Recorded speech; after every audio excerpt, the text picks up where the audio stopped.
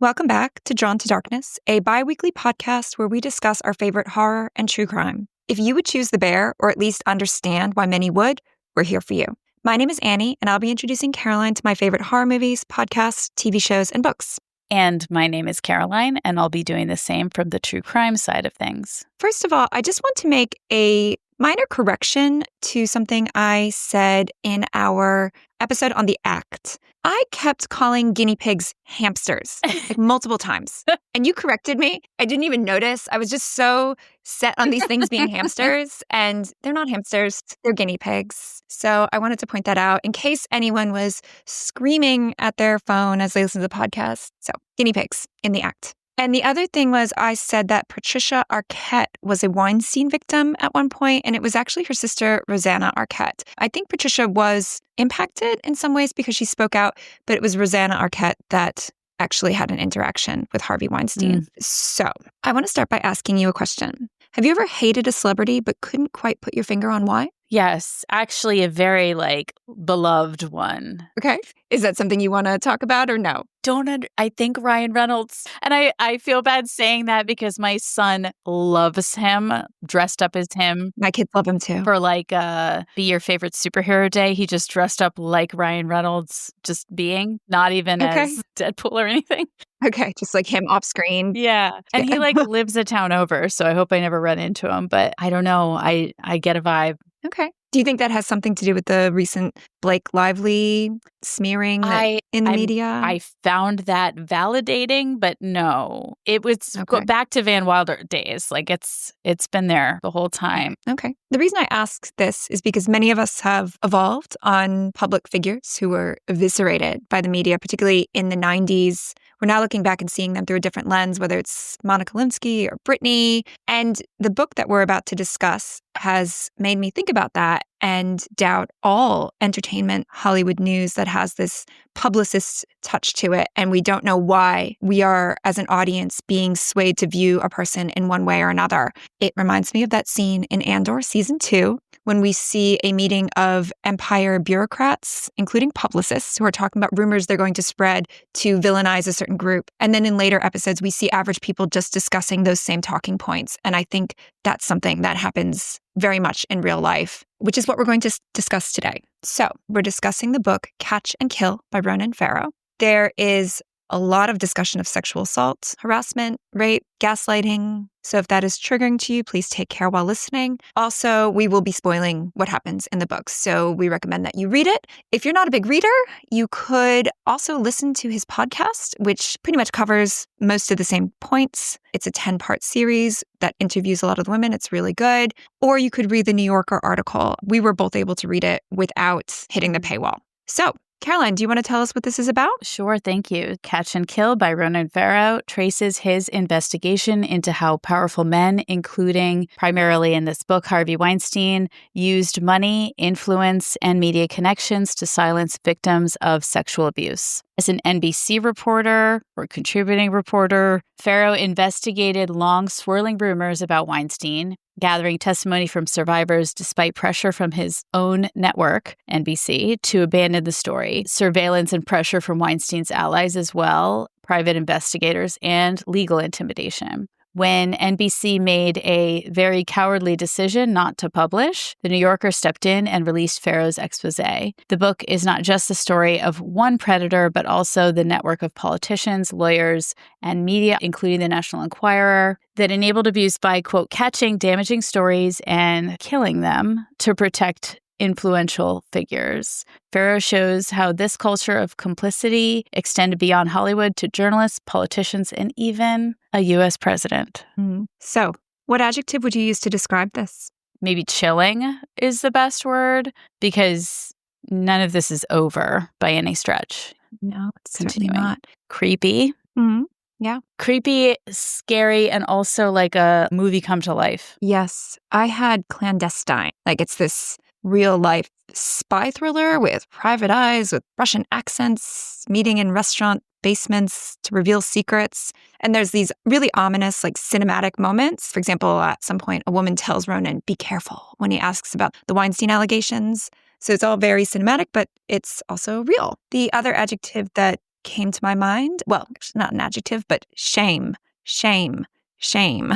Thinking about Cersei Lannister in Game of Thrones. I know that's a noun, but shame on NBC. Mm. It made me think of that Norm Macdonald quote. I think I saw it on Comedians in Cars Getting Coffee with Jerry Seinfeld, and he discussing whether the worst thing about Cosby was the hypocrisy. And he goes, I think it was the raping. Have you ever seen that? No, I love the show Seinfeld. I'm not a fan of Jerry Seinfeld as a person, so I don't enjoy watching him do things that aren't in the show. Fair enough. He does interview some pretty funny comedians. It's a hit and miss show. Some of them are good. Yeah, some of them I aren't. watched the J. Louis Dreyfus one, of course, because I had to. Yeah, that would be great. Norm Macdonald does bring up this question of which is the worst crime. Is it the assault of women or is it the cover-up? Because without the cover-up, the assault can't continue. If someone had revealed Weinstein and held him accountable the first time he ever did that, how many other women would not have been subjected to this violence and the psychological damage that they experienced from this absolute monster of a man? So I think, yes, the raping is worse, but the cover-up is also very bad. I think we should talk about the setting a little bit. A lot of Weinstein's predatory actions were taking place in the 90s. So we're looking at a pre-Me Too era. I've been thinking about this lately because I've been showing my kids a lot of our favorite movies. And you look back at these 80s, 90s movies that make really light of sexual assault, and there's a lot of casual objectification of women. 16 Candles comes to mind as the most egregious. The drunk girl's basically handed off to be raped, and the crowd cheers because the nerd got the girl, right? But then you've got George McFly watching Lorraine change in Back to the Future, or John Candy upskirting in Splash, and it's all played for laughs in these movies that I loved as a child, but I really have trouble stomaching it now. I have to say, loving all those John Hughes movies and being very into the Brat Pack and everything, I remember watching that and being very unsettled and being like, nobody else is uncomfortable with this. This seems really horrible. And I never mentioned anything because it seemed like nobody else cared. I wonder how many other people felt the same way, but they were afraid to seem square or whatever, be the most 1950s adjective to use about it. I mean, that reminds me of the cool girl monologue from Gone Girl. You don't want to be the girl who can't take a joke, right? So you laugh along, you pretend it doesn't bother you. But I think we all have these moments where we have felt deeply unsettled, whether it was because of a movie or a comment somebody made, and we keep our mouths shut about it. And I'm hoping that we are at some point entering an era where when we are feeling that way, we can speak And up. it doesn't always have to be the girl that's a victim, because I remember also in high school being like, there is a teacher having sex with Pacey. That seems very, very wrong. It really wasn't treated like rape, which it is because he's a minor. That is statutory rape. Yeah, it's not okay because it's a No. boy. No. Also, have you met high school boys? I mean, Pacey is an exception to the rule. he's not real, right? They're not like No. Pacey. I teach them. They're not. Okay. Any woman who makes that decision I can't even fathom it. So Ashley Judd's accusation goes back to 1996. Farrow's reporting broke in 2017. There is some indication on Wikipedia, I know that's not the best source, that there are accusations before that as well in terms of his predatory behavior. So that's at least 20 years. We've got decades of this man wreaking havoc on all these different women's lives. It's also really important because this is in the lead up to Trump winning in 2016. So that's the bad that we are still dealing with and will be dealing with for a very long time. And the good is that this was instrumental in provoking that outpouring of stories that we now think of as the Me Too movement. So I think that historical setting is important to keep in mind as we discuss this book. Have you seen the Courtney Love? No. There is a clip where she says, I probably shouldn't say this, but if Harvey Weinstein ever asks you to meet him in a hotel room, say no. And I think it was for MTV News, but she never comes up in the book, obviously, but she said it on camera. You can watch it. Maybe she was saying it because she knew somebody who experienced it. Maybe it wasn't her. For sure. But I think I think it gives credence to the open secret aspect. I just want to, before we really dive into some of the details of this book, I want our listeners all over the world, which thank you for listening, to know that I read this book, the hard copy, the first time. I listened to it this time. I was driving a lot of the time, and so I was taking voice memos, saying, okay, Google, take a voice memo. And she told me, I got you, boo. She was like, go ahead with your memo. And then I said my thing and she was like, memo saved. And then I came home and it's all of it gone, all of it.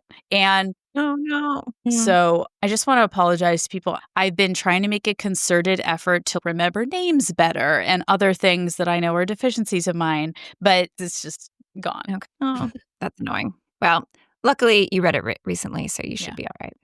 So let's talk about the villains of this story. I was thinking we could organize our discussion around villains and heroes. There's quite a spectrum of villains, whether we're discussing people who look the other way. Ben Affleck is apparently one, and all the people in Hollywood who knew this open secret and did nothing and perhaps claimed ignorance later. There's a lot of people who praised him and then later were like, I had no idea. Is that true? I guess we'll never know. Then there's the people who were actively involved in the cover-up or spying, even if they just did it for the paycheck. The lawyers, the executives like Oppenheim and Lack at NBC, and then the so-called journalists like David Pecker at The Inquirer, who was involved in catching these stories and killing them. This goes back to that Norm Macdonald hypocrisy quote.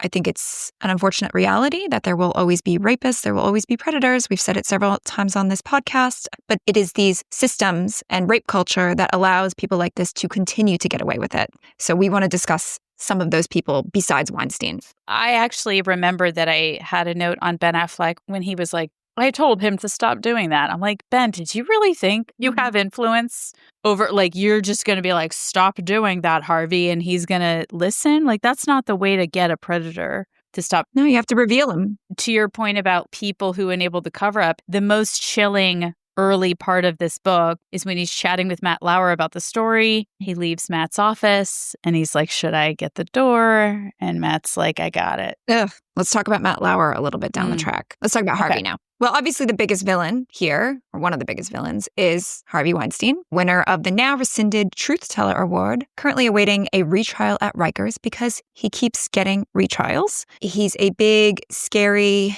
intimidating, volatile man who made a few good movies, but created a culture of fear at Miramax and Retribution. He has 3 daughters who I believe are no longer in contact with him. And he's got he had his tentacles in a lot of political spheres. He donated money to the Clintons, Obama, Elizabeth Warren, New York Attorney General Cyrus Vance, which is important, and we'll discuss that later. And he also had an army of lawyers, publicists, connections with other important people and executives, and even hired former Mossad operatives to get his needs met and cover up his pattern of predatory behavior. It's so exhausting listening to the operative part too, where you're just like, all this energy could go towards something that isn't just so self-serving. Yeah. And yeah, he did make a lot of great movies or produce them. He didn't write them. He didn't direct them. A lot of people are involved in making something great, not just money people. What I thought was interesting in the very beginning, because I very recently, one of my palate cleansers was The Studio in a recent episode. They mention early on in the book that Weinstein was thanked at the awards, I think second only to God. There is a storyline in The Studio where there is a producer or a studio head or something, has it in the contract that if you win an award, you have to thank them. I was like immediately suspicious as to how much of that was genuine. Yeah, a lot of egos involved in this business. You mentioned the effort he put into keeping this secret and the money. It's not cheap to hire private investigators and lawyers and to be potentially paying off media outlets to get stories hidden. This is just such an example of how rape is not just about sex. This man had so much money. He spent so much of it to pay for silence. He could have paid women to have sex with him consensually, but he didn't. He used power. He forced women who didn't want to. So this is more about power, degradation. I think in the New Yorker article, Emily Cons, I don't know how to pronounce her name, is another woman he tried the shower massage attempt on. And she said she feels like the fear turns him on. Rose McGowan, she hypothesizes in the Catch and Kill episode, there's an interview with her at episode 10, that his real business was his rape factory and the endless supply of women to take advantage of. And maybe the hobby was the movies. I don't know if it's true, but I thought that was a very interesting observation that she made. That just makes me so mad because I love movies so much. I mean, it makes me mad for many reasons, obviously more appropriate reasons. But in addition to the reasons I was already mad, it makes me mad because like I would give anything to be able to make my life around movies. I have no talent for anything related to movies, so I couldn't. But oh God, that's so infuriating. But speaking of the fear, you can pay for that too. But I guess he knows it's pretend. As I mentioned a few minutes ago, I listened to it this time, and I had no idea I was going to hear the actual audio of his encounter with the Italian actress, who, again, I'm sorry, I don't have anybody's names. Ambra. That recording came up while I was driving, and I was shocked immediately. It was very startling and so terrifying. And I can't believe anybody would listen to that and be like, he didn't really admit to anything. Like, what on earth? That recording really speaks to his pattern. Set a meeting, perhaps have a female executive around to make the women feel comfortable, dangle wealth, dangle opportunity, reel these women in, perhaps force himself on them, or at the very least put intense pressure. And you hear that intense pressure in that recording. Like, he is just like, no, come in.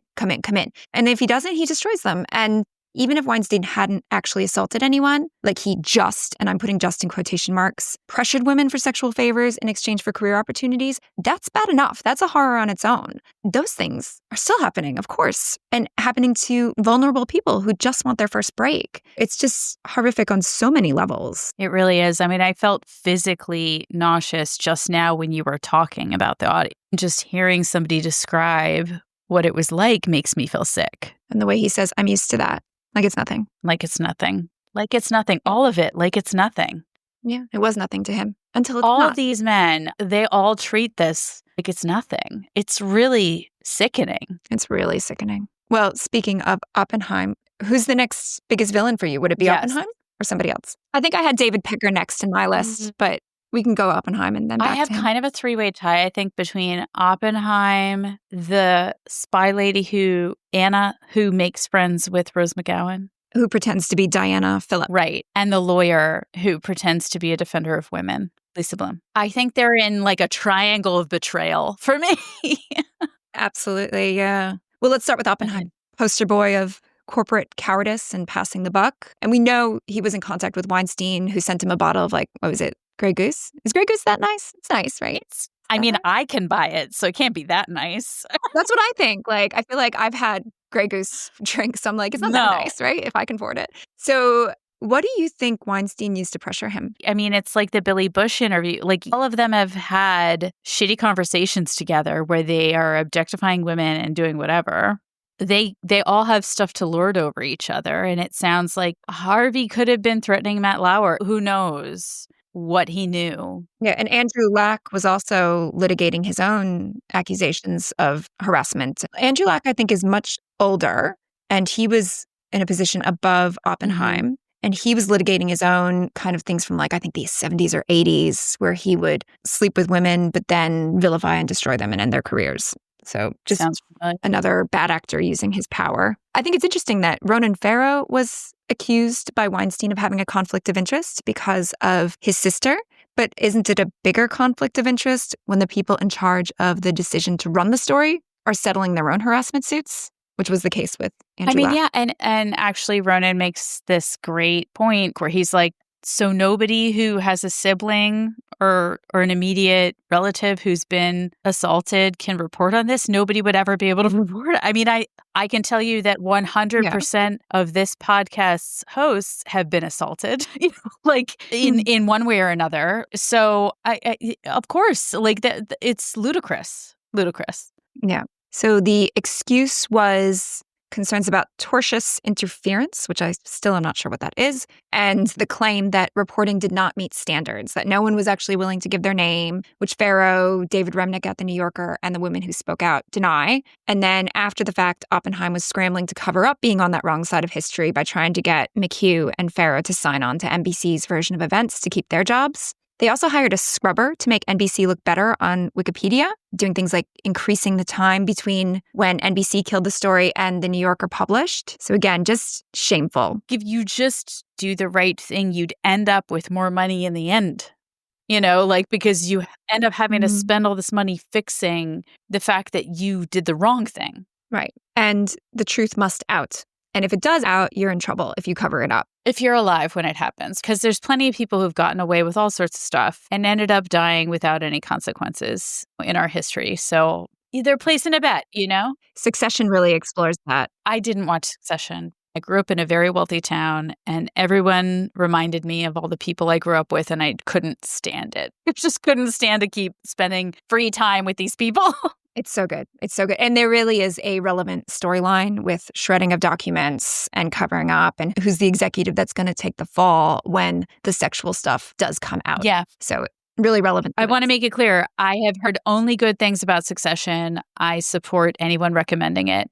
I couldn't really watch it myself, but maybe one day. Fair enough. Anything else you want to say about Oppenheim and Lack? I mean, I really didn't understand how long, I guess this might fall under criticism, how long it took Ronan to understand that Oppenheim was trash. Like, it seemed kind of apparent to me from a long way away, and I know it was my second time consuming this book, but when it becomes very clear to the reader that Oppenheim is shady, he goes into like articles he wrote for Yale and all this stuff, all this horribly sexist behavior, which I have to say was the most infuriating part of listening to the book this time. I was like clutching the steering wheel, so angry listening to these indictments on feminism that he wrote. I didn't really think it was believable that Ronan wouldn't be able to catch that. I think something you say is important here, that he has a history of misogynist rhetoric. He did this horrible thing at his job, covering up. But guess what? He still works for NBC. He works for NBC Universal. He has not paid for this. And let's compare that to how easy it is to smear a woman. All you have to do is say she's difficult and she's out. So the double standard there is very upsetting. So I think my next biggest villains are David Pecker and Dylan Howard of the National Enquirer. David Pecker was the CEO of AMI. And when I heard his name, I just kept thinking of Ghostbusters. Do you remember the bad guy? The bad guy in Ghostbusters is Walter Peck. Oh, no. I didn't remember that was his name. The one who has no penis? Yeah. And do you remember when you watched Ghostbusters as a kid and you were like, Walter Peck with the EPA, they're the bad guys interfering with Ghostbusters. How dare they? Oh, the Reagan years. Stupid Environmental Protection Agency. Yeah. I was thinking of the end sequence in Austin Powers movies that I always love when they were being like, it looks like a giant pecker, you know, like she's looking complete with 2 balls. I mean, it's a great name for a real class A dickhead, hey? Yeah. I wrote down this quote from the book. I can't remember who wrote it, whether it was just Ronan's description or it was a quote, but a media cabal akin to the Vatican willing to cover up sex crimes. They engaged in checkbook journalism, like buying up Karen McDougal's story about Trump to hide it before the election. I think this guy is a huge villain because he played a massive hand in getting Trump elected. He was at the head of an industry that had a safe full of killed stories about Trump. Other employees have reported that there was a shredding party. So what got shredded? What was too big to come out? What don't we know? And what would we know if we just believed victims? Because there have been people who have on the record said, I was raped by Trump at 13. So again, to your double standard, we're way more apt to believe I wrote everything down in my journal when I was in college and I, you know, like from a cranky white man than a 13-year-old who had a promiscuous job or something like that, or even didn't. I mean, just was a woman. Yeah. I always think with this believe women thing, like it's really hard to come forward and there are horrific consequences for coming forward. Nobody wants to be the next Anita Hill. Or, you know, you look at Christine Blasey Ford, the woman who came forward against Brett Kavanaugh. She re-traumatized herself. She got death threats. She was mocked, accused of lying. She had to move. She had to hire private security. And he still got the job, right? Like her life is ruined. And was it worth it for her to come forward? There's such a huge toll in coming forward. We see this happen to other women. So why would you do it if it's not true? And again, I'm not saying there can't be like operatives who lie and people who are trying to destroy people, but the likelihood is if this is a person who has had a otherwise normal life and they come forward at this moment and say, listen, this thing happened, on the balance of probability, especially with a man like Trump who has multiple accusations against him, they're telling the truth. Right. So I am an Ultron apologist, I'll say, for our Marvel fellow MCU fans. I think that he was correct that people are kind of the thing that's in the way of peace. to that end, everything is corruptible. So like there's always going to be people who can figure out a way to twist a thing to their benefit, such as Anatomy of Lies, for example, the docuseries on the Grey's Anatomy writer, Finch. She was full of shit about everything, including rape. But it's important to know that like she is the exception to the rule. In general, women don't do that, and we should believe them, and I think default there. But another thing I just wanted to mention, because you mentioned Anita Hill, she didn't even come forward. She was subpoenaed, and she was still roasted over it, you know? So it really has never been a benefit to anyone to come forward, lying or not lying. Absolutely, yeah. Who's your next biggest villain? Should we talk about Lisa Bloom? Yes, I hate Lisa Bloom. Me too. What a traitor. I know. I remember the heartbreak the first time, but even the second time, it's like really rough. You know, she defended women. She defended our girl Misha Barton in The Sixth Sense in a revenge porn case. She was an advocate. What makes someone who has been an advocate, who's probably loaded, right? Like she's made plenty of money. Why would she agree to work for Weinstein? How much money do you need? I wonder this about a lot of people who were heroes. Like you think about the Jenks, which we will be covering at some point. But you think about Jeanine Pirro, who's on the right side of history and a hero in that case. And then you're like, what happened to you? And even Geraldo, who like was exposing abuse, and she who must not be named, you know, who we were talking about. There are all these people who you're just like, what happened to you?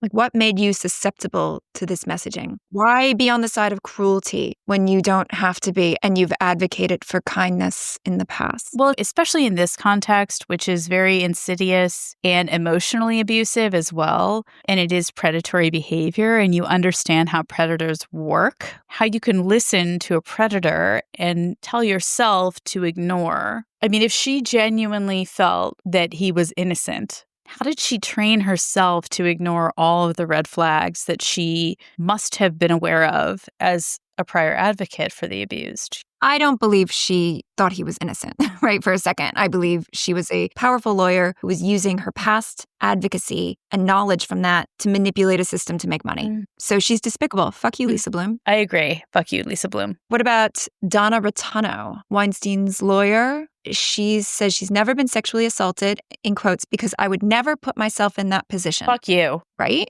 Rose McGowan points out that she went to a business meeting at 10 a.m., right? Donna, have you been to business meetings at 10 a.m., right? The only woman who has ever said that to me about herself in a braggadocious way was at January 6th, and we don't speak anymore. I mean, it is a very, like, gross, ignorant perspective. Yeah. You've been lucky. And then you victim blame those who haven't been. Right. Another evil woman in this is, I can't remember her real name, but she introduces herself to Rose McGowan as Diana Phillip. And she's the Black Cube employee who befriended Rose McGowan. Rose knew her as Diana. And so she befriended her to smear her, which is just so nasty, right? Like, I know it's just a job, but she stole parts of her memoir. I think Rose really trusted her. She apparently said at one point she's like the only person she can trust. So this is a woman who's very skilled at manipulation to make Rose feel that way when she was faking the whole thing. It reminded me of that plotline of Sopranos where an FBI agent befriends Adriana. Do you remember that? It's so heartbreaking. And she really thinks she's her friend. And it's really sad. And, you know, Ronan also says he got a call from a woman with a European accent claiming a Weinstein encounter. Right. So she was probably trying to catfish him into reporting on a false encounter so that the rest of the story could be discredited. I think we've talked before about how hurt people and the whole thing I want to credit Wine and Crime for about your trauma or mental health problem is not your fault, but it is your responsibility. I think with her, because her backstory is included, I understand her dissociation, I guess, with other people. She experienced probably cutthroat and brutish behavior living in a war zone situation as a child. She was it Syria? Yeah.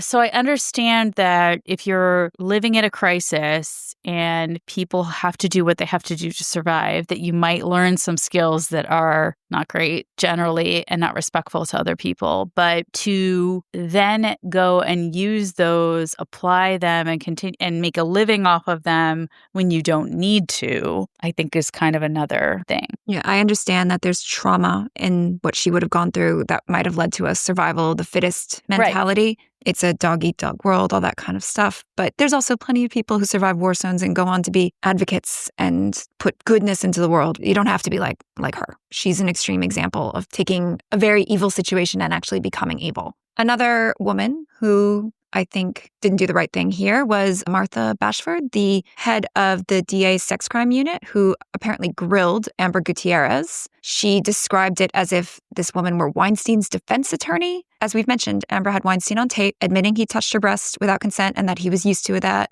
aggressively trying to get her into his hotel room. And instead, she ends up being the one defending herself, and instead she was smeared as a sex worker. No charges were brought, most likely because Weinstein had donated money to the DA's office. Yeah, New York City and many U.S. cities, elected officials, it's a rough situation. And I think it's hard. I don't know what I would do, honestly, in that situation. If the directive were coming from my boss that you need to be suspicious of this person, I didn't know anything else. I don't know. I was angry about it as well. I absolutely was. But also knowing how many, Andrew Cuomo, there's a lot of garbage people in New York government. So, I think the boots on the ground detectives were not on board. They were like, yeah, let's set up this sting. I can't help but picturing like Benson and Stabler from SVU being total advocates throughout the whole episode, and then getting the news that the DA has decided not to press charges and being absolutely furious and disenchanted when that order comes down. Yeah. It feels like an SVU episode where things don't work out right. Totally. We had this conversation in Jaws where it's like, it's hard when there's elected positions and when there's not,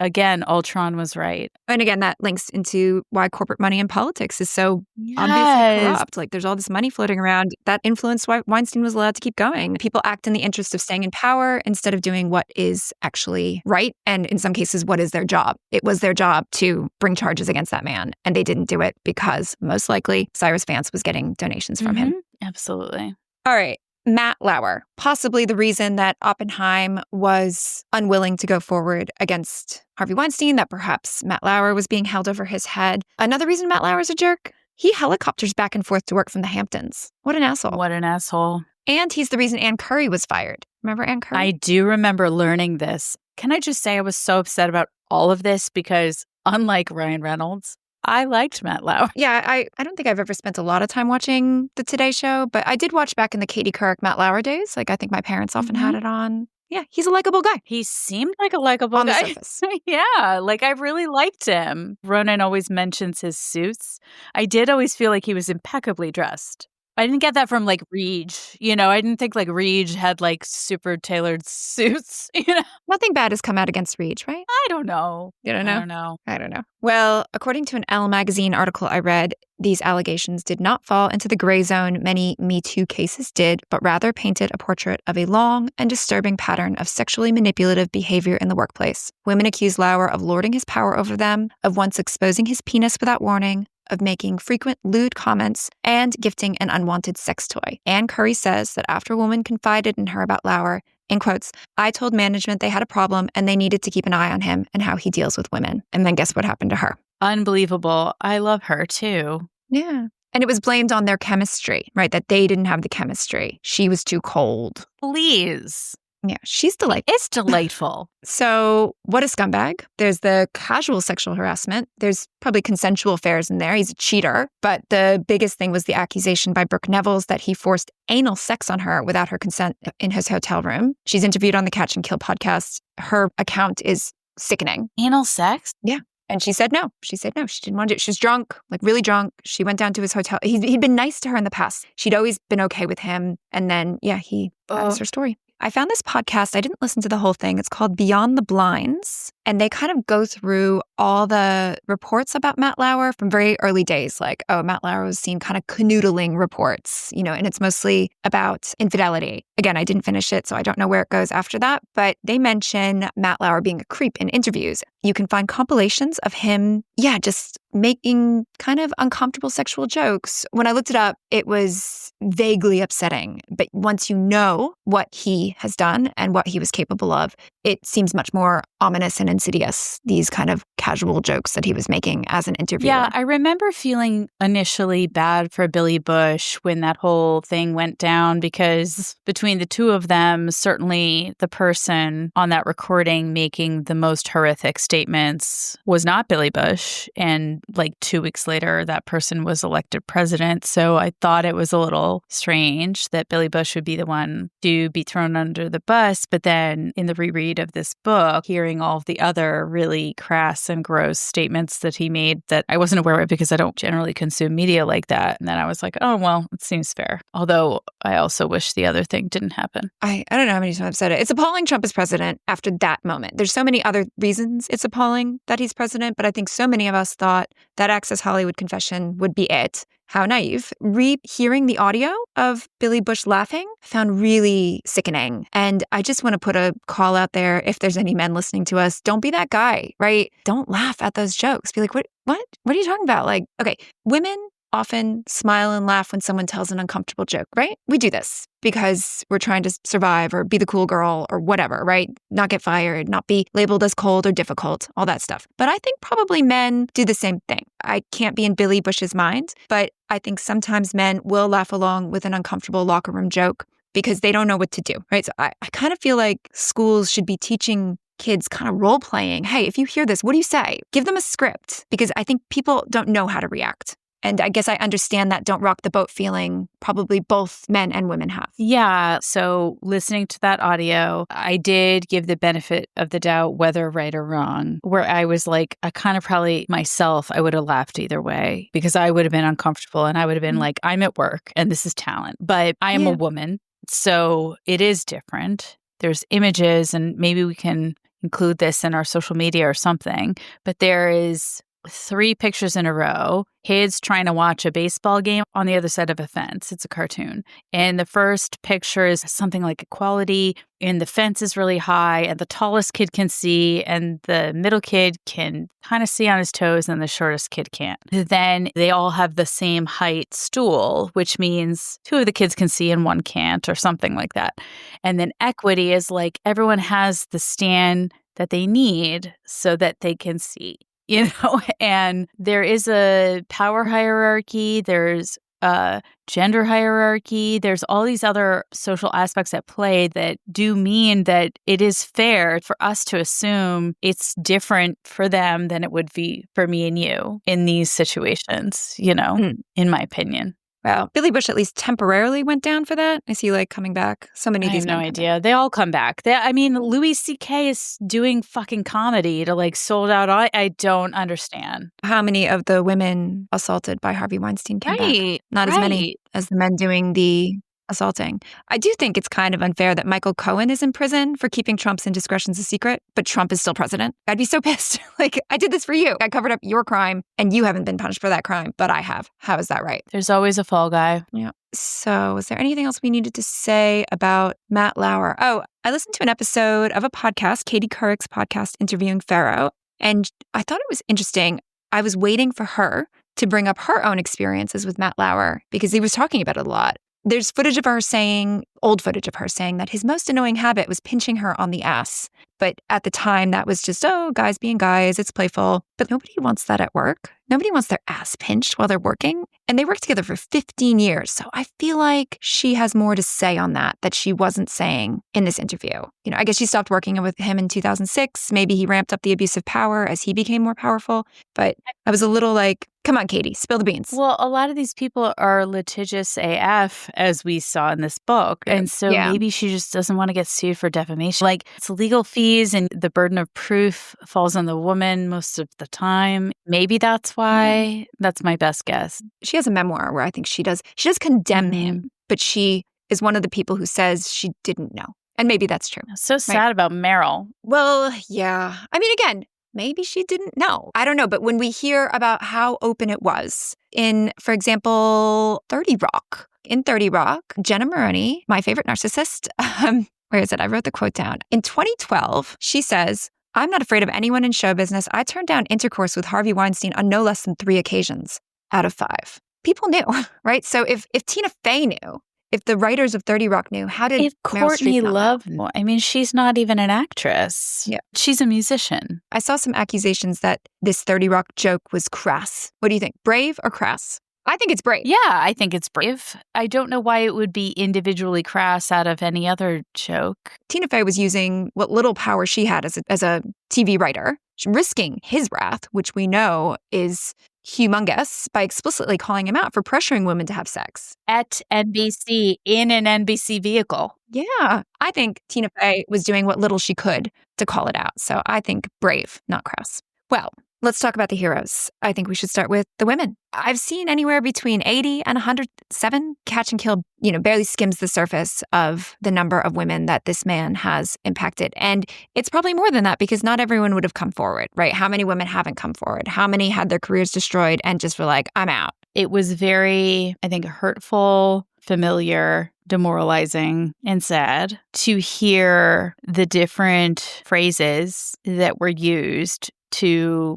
validate or justify behaviors. She misunderstood. There's like denial. And then there's the humiliation angle too, which I think is just so incredibly hurtful, where it's just like, I wouldn't hit that type of vocabulary. Yes, yeah. God, it's really just sad. I don't know, sad. It certainly is. I think we've talked about this before, how easy it is to smear a woman and how difficult it is to make a powerful man pay. Let's talk about Rose McGowan. Do you remember thinking she was like a bitch in the 90s? Do you remember? I don't remember thinking she was a bitch, but I do remember thinking she was like Courtney Love, like alternative and out of control, wild, kind of crazy. Yeah. I remember thinking, she's Marilyn Manson's girlfriend. She was this like kind of wild nightmare of a person. And again, I'm not saying she didn't have some wild oats to sow, but we were being manipulated by that Hollywood machine, most likely because of Weinstein. And listening to her being interviewed now, she's so articulate. She's so smart. She's so brave, to use what little power she had as this disparaged actress cast as a liar to speak up anyway. Some of the important points she makes are, she says the war against women is real. Breaking the glass ceiling is not a one-off thing. You have to punch through it more than once. She points out that he has deprived the world of great art because how many women were either blacklisted or, I guess, self-deported from Hollywood because they had a bad interaction with him. Mm-hmm. I've heard, I don't know about so much in his defense, but in the defense of these women's careers going nowhere, that a lot of actors go nowhere. It's hard to make it. There's plenty of actors who just disappear, but it's a lot harder to make it if you've got one of the biggest studio heads blacklisting you. What a wake of destroyed careers. And it goes beyond the careers, right? Like suicide attempts, eating disorders, depression, anxiety, PTSD. Even I have this image in my head now that I can't get out of Harvey Weinstein opening the door in a white bathroom holding a bottle of lotion, and it's sickening. Absolutely. And these women actually experience that. It's so gross. And to your point, I think her relationship to Marilyn Manson was part of the impression I had on her as well. And what do we know now? That he was also abusive. And she grew up in a cult. Yes. Did you know that? Yeah. She talks about how there's this huge percentage of people who grew up in a cult who end up back in a cult. And that she was like, that's so sad for those people, not realizing she was one of them in Hollywood, that Hollywood is a cult. And that you are accepting certain behaviors because you've been indoctrinated. Totally. And I think also the most jarring aspect of what that double agent, the spy or whatever, said about her was that she was so trusting. Yeah. So sad to, I can't think of a better word than that, to hear that. It's cruel. Yeah. To take advantage of her like that. Well, we've already mentioned Amber Gutierrez, Rosanna Arquette, who recalls coming down, I think, the elevator after rejecting Weinstein and just knowing, that's it, it's over for me. And she was right. There's Ashley Judd, Asia Argento, Lucia Evans, I think her name was, whom he forced oral sex on. And in episode 6 of the Catch and Kill podcast, she tells her story and she is just sobbing. And it is so sad. And both Asia and Lucia talk about at some point just giving in to get through it. And I think a lot of us have been there. I think doing what you need to do to survive the encounter. I would be stretched to think of a person I know who hasn't been there, just giving in because it's easier. Yeah. Maya Sorvino, Daryl Hannah, even Gwyneth Paltrow, Hollywood royalty, talks about an uncomfortable moment. She's in an interview and she says that Weinstein will will coerce you to do a thing or two. And he pulled his massage act on her. It obviously didn't impact her career. But isn't there a story that Brad Pitt went down and told him off or something? Another big Hollywood actor who knew, and he protected his own girlfriend, but he didn't come out and say, this guy's doing this regularly. Somebody needs to stop him. I think we know he's got plenty of negative checks on the good, bad boxes. And those are just the women with famous names. And there's more of them with famous names. So many people would have left the industry before they ever became a name on our radar. Then there's Emily Nestor, who wasn't assaulted, but he offered her basically a mentorship in exchange for sex, made it very clear he was connected and could ruin her. He drove her away from the entertainment industry. There's Rowena Chu, his assistant, Zelda Perkins. They both quit, hired lawyers. And this brings up the villains thing. They talk about how Harvey Weinstein wasn't the only monster in the room, that they felt like their own lawyers were acting to protect him, which ties in with Amber Gutierrez's story about the DA acting like an advocate. I'm not a legal scholar. Perhaps for many individuals, taking the NDA is in their best interest. They're protecting women from the anguish of coming forward, perhaps. I don't know. But they say they were very pressured to take the NDA and the settlement. At best, those lawyers were trying to get the best outcome for their individual clients, but at worst, they're in the pocket of the most powerful men and receiving pressure themselves. Perhaps it's just numbers, maybe a quick settlement so that they can move on to the next case is better than a long legal war with people who can't afford to pay the bills. But yeah, so many women were impacted and nobody was on their side. I want to take this one moment just to mention a totally unrelated topic, which is the documentary episode Trainwreck Poop Cruise, only for the purpose of this legal document aspect, which is people who were buying their tickets for this cruise that ended up having all of this chaos. And hopefully you're aware of this poop cruise. The ship that lost power and was lost at sea and there was poop everywhere. Anyway, when you buy a ticket, the fine print says there is no guarantee with buying this ticket that you will have a vessel that guarantees safe passage, healthy food, that you'll reach your destination. All of these things have these terms and conditions that nobody understands or bothers to read. But also the worst case is just written in legalese such that you don't really understand that you're saying, I'm going to buy this ticket even though you promised me nothing. And when I get abandoned at sea for days with no food and no electricity and no toilets and nothing sanitary, no safe passage, that I can't sue you after. Of course, these women don't know what they signed. There's so much legalese that we don't understand. And it only takes one incident of bad luck to be thrown into that and have no recourse. Just regarding the women, Jennifer Senior, an Atlantic writer, said, these women need to hold hands and jump. And I love that metaphor. I'm so grateful to the women who did speak out and proud of them for their bravery.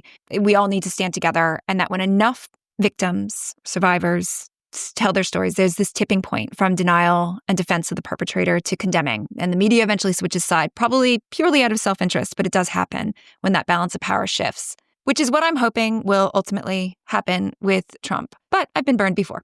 So, yeah. All right, should we talk about Ronan, the narrator, hero of this story? He went to college at 11. Did you know that? No.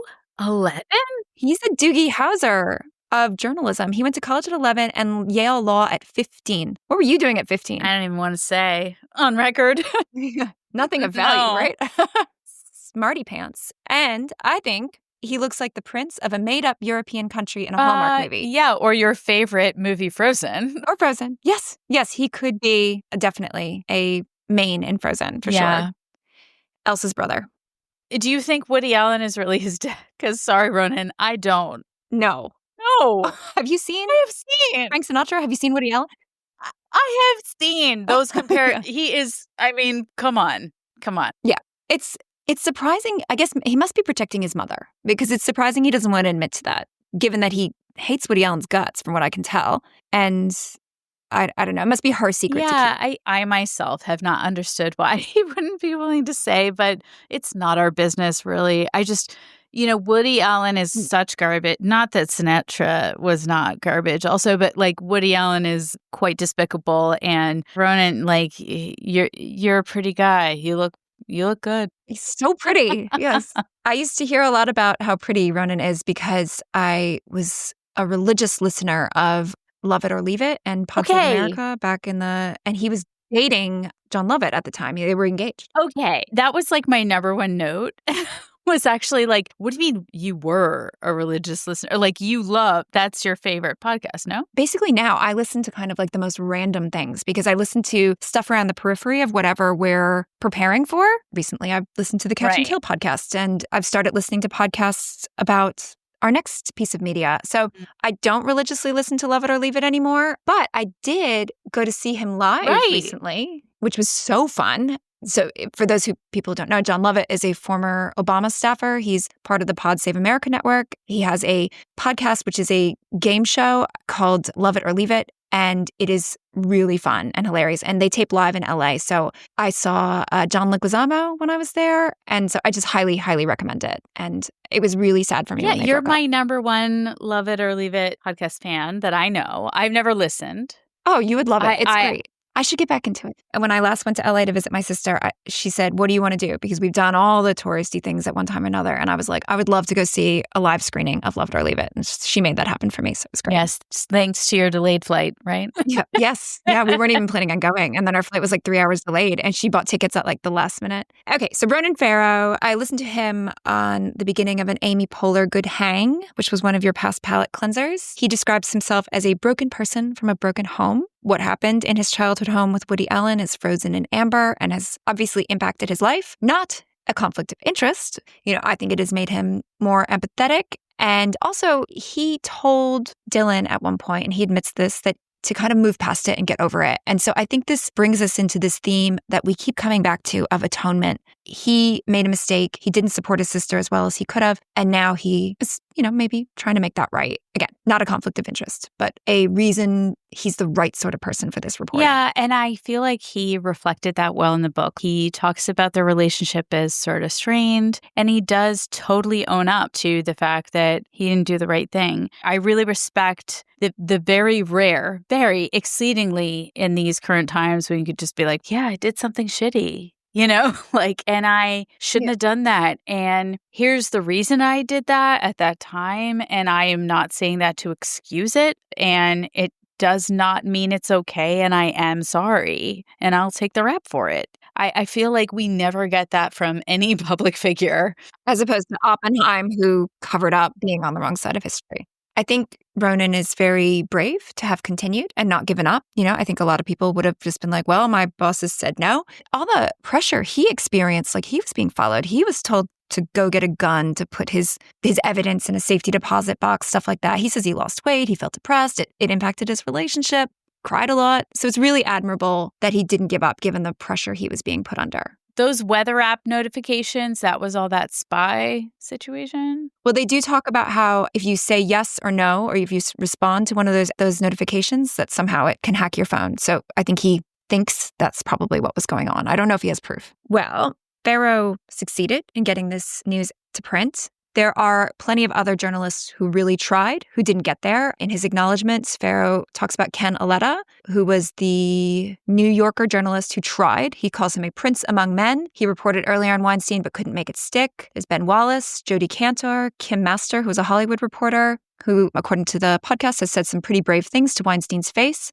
So there's just this strong contrast between these people of principle and the predators and people who protect them out of self-interest and greed. Oh, and I forgot to mention David Remnick, the editor-in-chief of The New Yorker, who recognized that Farrow had a story, unlike the lily-livered, spineless executives at NBC. I also think that Ronan's internal monologue, I guess we'll call it, when he gets to The New Yorker about anticipating disappointment, it's his trauma response to all the gaslighting that he was getting at NBC, Yeah, he was being gaslit. It really felt like a very good live depiction of a emotional trauma victim sort of talking about their anticipation whenever they're dealing with that situation with a different person and their complete and utter shock to a person who's behaving normally. Yeah. Another hero is McHugh, Ronan's producer. You mentioned him earlier. Yeah, I liked him. I liked him a lot. Yeah. He talks about watching Oppenheimer. I keep on I calling know. Oppenheimer. Oppenheim. Yeah, it's so hard not to add the er. Oppenheim scramble to cover up or the killing of the story. And that being one of like the angriest moments in his life. But he still had to go to work the next day. Like, that's so tough. Ronan does a good job of mentioning like McHugh has a family and a life and like a mortgage to pay. Like they have other stakes that they're trying to balance against it, whether right or wrong. And it is important to mention it. Some of the women had an ongoing public relationship with Weinstein. Totally. Because they had to, right? It was their job. And that is used to exonerate him. So McHugh, like, he has to keep a roof over his kids' heads, right? And so he has to kind of balance doing the right thing by his, what was it, 4 daughters, I think, doing the right thing by them in this greater world we're living in by holding bad men accountable, but also like staying employed. But he did the right thing, and I looked him up. He's a correspondent for News Nation, so it looks like he came out all right. He's not unemployed. I think my last big hero is Igor Ostrovsky. Oh, yeah. My very first note is introduction of 2 Eastern European PIs a little too close to home. Quote, eyebrows almost invisible and unruly curly hair. Are you referring to your own unruly curly and my hair? own invisible eyebrows. Okay, there you go. Well, I love this guy. We are a society raised on Cold War era thrillers, so we've been conditioned to believe that the shadowy guy with the Russian accent is the villain, but he's not. Like he had a job, he was following people, but he believed in free press, and he came forward and he contacted Ronan and was like, what we were doing is wrong and you should know. There was a time where I was thinking, like, is Black Cube just like really bad at their jobs? Because they were following the wrong guys at times. I felt like they were kind of shitty at being a clandestine operation, but I guess we only know this story, right? We don't know all the people that they followed that they didn't get caught following. And we only know that because Igor had Jiminy Cricket sitting on his shoulder being like, no, this is not the right way to behave. Is he the one who emailed this? No, there was a woman. There was a woman who emailed the stuff to Ronan. Yes. I can't remember. No, but she's anonymous. She never... Oh, okay. Maybe that's why I can't remember. Like, number one hero is this woman who emailed the stuff right after that Ronan thought came from those 2 guys that really led to all of this coming out. Yeah. So the secondary story, right? It's not just about the assaults and the rapes and the harassment. It's about the cover. Yeah, and the investigative unit that she was giving all the people who knew, which led to that guy who owned up to himself, whose name I also can't remember because my notes are gone. Okay. What do you think is the most disturbing part for you? Trump was reelected. Hopefully someday will no longer be president, but who on earth knows? I have 2 things. There's the forced oral sex and the perception that some people have that that's not as bad as rape, when it is extremely traumatizing and invasive. That misconception needs to be corrected. And also, what's in the box? To quote Seven, what got shredded? What don't we know? What we don't know might be worse. Bet it is. Yeah. Let's talk about some of the deeper horrors. We've already talked about the misconception that a continued relationship exonerates, that women have been trained to smile and be nice. And, I can't count the number of times I've smiled kind of wanly in the presence of a man making me uncomfortable. So that's another misconception that needs to be corrected, that if you still have contact with your rapist, that you consented in some way. For me, it would have been someone with far less power, maybe a pervy customer at a bar I was working at, or a manager trading shifts for sex. I did not indulge that. I did actually walk out of a restaurant once. I quit on the spot because that was happening. But you still have to go to work. You have to get through your shift. I lasted 2 days as a hostess at one restaurant because of this. There are many more Harveys in our midst, said Melissa Lauer, an NBC producer who accused Lauer of exposing himself. And I think this is so true. Most of them won't fall publicly, but, there's the restaurant manager, the boss. There's so many people who do this at a smaller scale. Yes, absolutely. I also think the number of people who can hear these, she got the wrong idea, it's locker room talk, boys will be boys, and think that applies to something like this. To hear that audio and have people excuse it away in a corporate setting and know that doing that only further validates other people pushing the limits of what is okay to do and say, and a way to treat another human being just is very upsetting. Another deeper horror is something that came up in the Spotlight episode, NDAs. Rowena Chu, for example, couldn't explain to future employees why she left Weinstein's employment after a month because of the NDA. So it looked like maybe she did something wrong and then she couldn't get work. Ultimately, Miramax rehired her which Harvey Weinstein wanted to do because it makes it look like all is forgiven. She needed the money. She had no choice. So it looks like she exonerated her victimizer in the court of public opinion. So again, I'm not a lawyer. There are probably a number of reasons that NDAs are important and we need them as a legal device. But when it comes to covering up serial sexual assault or harassment so the perpetrator can do it again, something's Yeah, gotta I change. think the purpose of NDAs is like IP secrets and like that free market's supposed to work on both sides. It's not supposed to be like entirely tipped towards the corporate side. You should also have a good place to work and stuff like I don't know why it's not okay to have it be kind of equal in that effect, but I agree. NDAs, all of these legal agreements, the legal system being something you can just threaten and use all this money because the thing is that the New Yorker could afford his threats, right? But like I couldn't. If those were sent to me, I couldn't afford the right lawyer to defend me. Yeah, there were times where, as NBC was tying Farrow's hands, I started to think like, well, just put it on YouTube, put it on TikTok. He has all this information. But then I realized, okay, the legal ramifications, if he's not protected by a news organization, you are individually liable and Harvey Weinstein will come after you.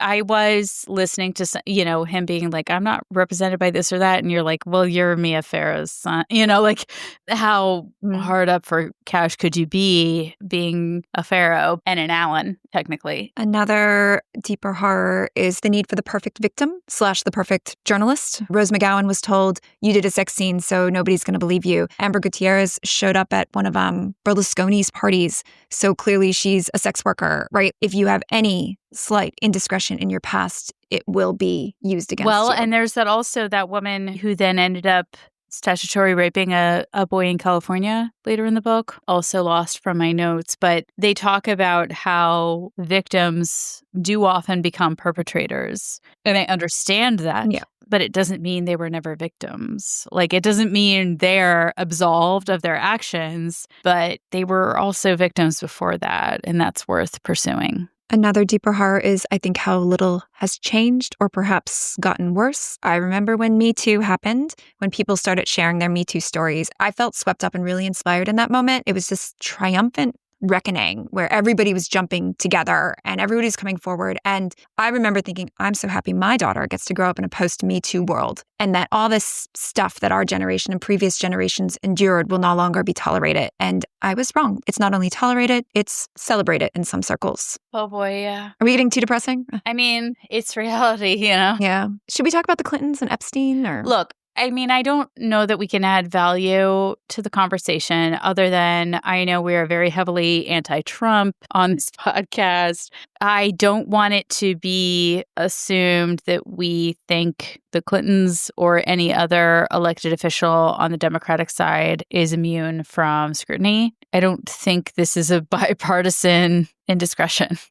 Farrow talks about working on some foreign policy book at the time, and he had an interview with Hillary Clinton set up, and she backed away. And maybe that's just a coincidence. I don't think so. But if not, why is Farrow working on a story about Harvey Weinstein a concern for her, right? Like, why did she become reticent? I don't like to blame women for the actions of their partners, but if Hillary Clinton is involved in this cover-up because she wanted donations from Harvey Weinstein or because she didn't want to get dragged down with her husband for his indiscretions, I don't care if she goes down. I voted for Hillary. I was with her. But women need to not turn a blind eye to this sort of thing and be part of the cover-up. Don't be the Lisa Bloom here. Agree. I think my last deeper horror that I wanted to mention was the need for free press and not colluding, which has come up in Jaws. It's come up in our Spotlight episode. And, this is a spectrum, right? Like, will we ever get to an absolutely free and unbiased press? I don't think so, right? Everybody has a bias. But then there are some places where journalists are actually getting killed, like Jamal Khashoggi. And I think there's a Black Cube spy link to the hacking of his phone. I can't remember the exact details, but like we've got murdering and jailing journalists on the extreme end of the spectrum. And we've got pure and unbiased news on the other. And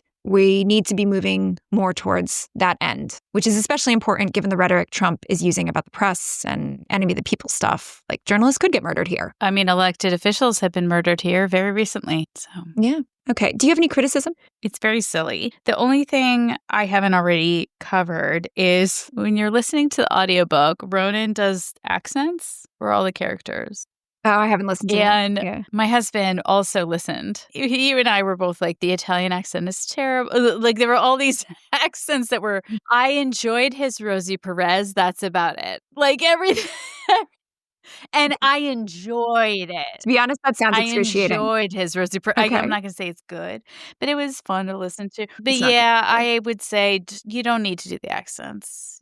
I mean, I want to do that when I'm reading to my kids too. Like, I get it, but no, you don't need to.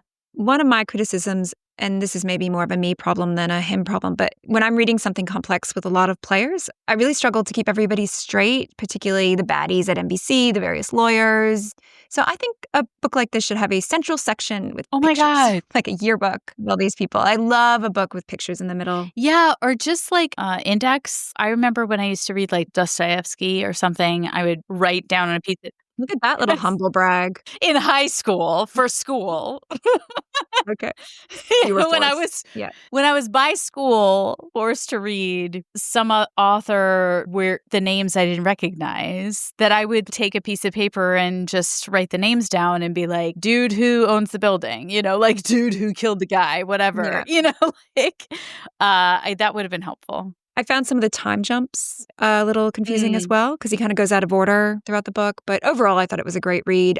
I did read an article in the New York Times called "Is Ronan Farrow Too Good to Be True?" that does pick up on a few inaccuracies and exaggerations, not in what Weinstein did, but in terms of corroboration of certain testimonies, which felt very picky. But I do see their point that we need high standards for good journalism. And I think, they talk a lot about the fact checking that went on. So they also accused him of centering himself in the narrative when often investigative journalists fade into the background. But I don't mind any of that. He nailed a predator and exposed a greater issue, so I still put him in the hero category, but we can link that article in the show notes if anyone wants an alternative perspective. That's an interesting critique, because normally I hate that. I am not a fan of like directors who put themselves in the movie or people who make themselves the center. I'm always a little suspicious of that, and I wasn't of Ronan. I find him very likable. Me too. Any survival tips? It's so hard. Men do better. I was going to save this for recommendations, but there's a very good bit by a stand-up comedian called Daniel Sloss. He's Scottish. And he talks about a friend of his who was raped by a friend of his. And he talks about the way that he failed, the ways that he has failed,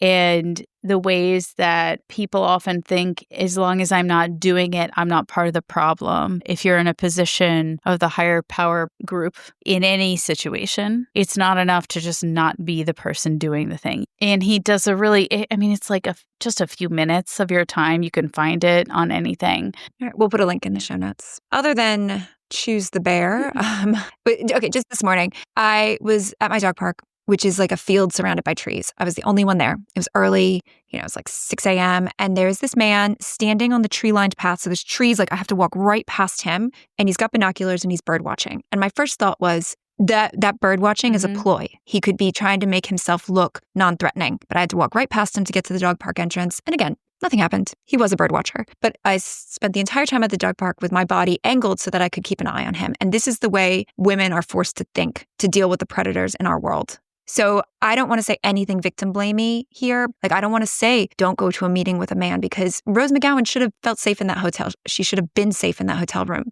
But if something does happen, tell somebody right away. Put it in writing, because so often allegations are corroborated with, well, did she talk to anyone at the time? Mm-hmm. So keep those doors open. Even if you think I'm never going to talk about this, you might want that door open in case you want to talk about it in the future. Yeah. And I think that's just the way women have to exist, like what you just described. I don't leave the house, even with my big dogs, without Mace with me. This is just the way we exist. And you think, how could you feel shame? You're the victim. I know that when you're the one in that position, you do feel shame, because you do feel like it's your fault. Because why didn't you bring your mace that day or whatever? You're immediately thinking, why didn't you fight harder? Why didn't you say no another time? Why did you give in even though you didn't want to give him head? Why were you wearing that? You're doing what you needed to do to survive in that moment. Write it down. Tell Kavanaugh had his whole diary, right? There's no reason why you can't have yours.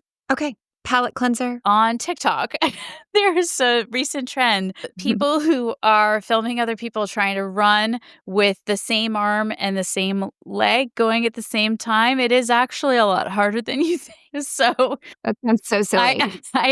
we watched this with each of my kids, and then I tried to make them do it. I tried to do it. It's very hard. So highly encouraged. And then, we are in the podcast vacuum. And today in our actual world, Taylor Swift and Travis Kelce got engaged. So congratulations to them. Congratulations. And all of the people who are happy about that. And if you're not happy about that, just keep it to yourself. It's not actually your business, so don't worry about it. Celebrate love or leave it alone. So I said my Daniel Sloss recommendation.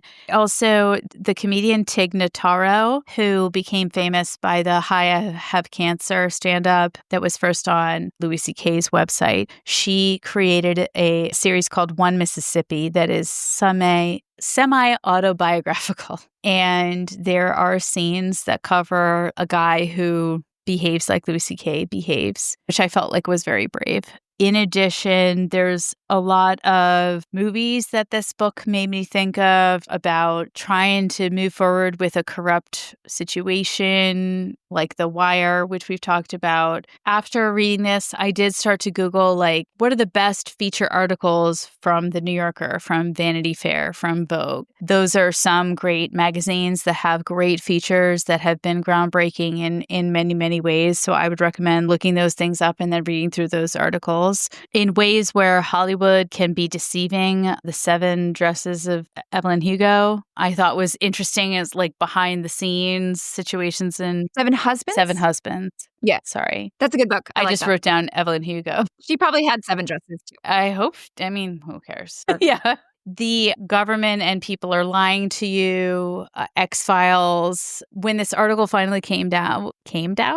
It came out. It didn't came out. When this article finally came out, I thought of Cruel Intentions, the movie, the end scene when they're all reading the thing. I don't remember how that ends. I remember liking the movie, but yeah, whatever. It's gone. Cruel Intentions, the end scene. Another great book about corrupt politicians and danger in speaking out is Say Nothing. It talks about the troubles in Northern Ireland. When you mentioned Andor, I also thought of Bad Batch, which has similar themes about political messages or PR messages to support a certain side over another. And then I also happened to read a book at one point called Life Undercover, Coming of Age in the CIA, which is just a woman's memoir about being like a 20-something operative, which I thought was pretty fascinating. So those are mine. Okay. Let's see. Well, I've mentioned 30 Rock because they were making jokes about Harvey Weinstein long before this open secret was fully out. I also recommend the Catch and Kill podcast that goes along with the book. It is confronting because you can hear, women actually crying about their stories, but it also is very inspirational. I think it's episode 9. He thanks all the survivors, the journalists, the insiders who came forward, who broke the culture of silence. And it was really it gave me chills in a good way. If you want to hear more from Ronan, he's on an episode of Smart Less with Will Arnett, Jason Bateman, and Sean Hayes. Have you ever listened to that? Just the Amy Poehler episode. Okay. I'd heard of this podcast, but I've never actually listened. And it was just a delight to hear their voices because Arrested Development is one of my comfort shows. I've seen it many, many times, and I just love hearing Will Arnett. He didn't know Amy Poehler was going to be the guest on that episode, so it's good to hear his shock. I love that they're still friends. I think that's beautiful. For conspiracies in general, try the podcast Stuff They Don't Want You to Know. For movies, there's The Pelican Brief, The Insider, Stranger Things has a cover-up element to it. It's coming out soon. We're going to cover some of it in the not-too-distant future. Support Rose McGowan and the other actresses who were impacted by this. So you could go back and watch Scream. She's iconic in that garage door scene. Annabella Sciorra, one of the victims that kind of denies being a victim in the book. And then later, The Hand That Rocks the Cradle. I am not a horror fan, and I love that movie. I love it. I think it's, oh my God, we should do it. Put it on the long, long list. I recommend supporting these victims. Just like I said, go look up best articles, support Rosanna Arquette or all these other people who have spoken out in whatever way you can. Absolutely, yeah. Have you seen The Morning Show? No, I haven't watched enough Apple TV, but I've heard good things. I haven't watched it either. When I started it, I was in the mood for a comedy, and then I was 20 minutes in, oh, this isn't funny. This is about a Matt Lauer kind of situation. And I didn't pick it up again, but I have heard it's good, so I'm interested. Have you seen Promising Young Woman? No. Oh my God, it's so good. It's about a woman whose friend was raped and she is basically seeking revenge. And it is awesome. It's so powerful. If you've just discovered our podcast, go back to episode 5, where we cover Tom McCarthy's Spotlight, which is another story of journalists uncovering sexual assault and cover-ups. I mentioned the podcast Love It or Leave It, very funny political quiz show podcast with great guests. And of course, we have to find a reason to throw in Mean Girls. And I'm going to say that pretending to be friends with someone when you're not really friends with them, the way Diana Phillip did with Rose McGowan, is a good reason to go back and watch Mean Girls. Yeah, there were a lot of things that I was like, we can't recommend, like, I don't know, What We Do in the Shadows, every single episode. Like I was just sort of like that kind of thing. I think Mean Girls and What We Do in the Shadows are our most recommended. Yeah. And maybe 30 Rock. Well, we've mentioned Arrested Development a lot, I think, as well. Well, I think it's time for our homework assignment. I had been trying to decide between Rosemary's Baby, because Mia Farrow is Ronan's mom, and the Gothic short story, The Yellow Wallpaper, which is really about gaslighting. Because The Yellow Wallpaper is so short, Caroline is being super nice and letting me do 2 picks in a row, and I will owe her a true crime doubleheader at some point in the future. So next week, read The Yellow Wallpaper by Charlotte Perkins Gilman. You can either find a PDF of it, or I like Trev Downey's podcast, The Great Stories. He reads it and he's got a really delightful accent. So that's an easy way to access it. And then the following week will be Rosemary's Baby. All right. Thanks for listening. Please do all the things podcasters ask you to do. Like and subscribe. Follow us on Instagram or Facebook. Tell a friend. Write a review on iTunes. You can email us at drawntodarknesspod@gmail.com and follow us at drawntodarknesspod on Instagram. If, like Shirley Jackson, you delight in what you fear, join us in 2 weeks here at Drawn to Darkness.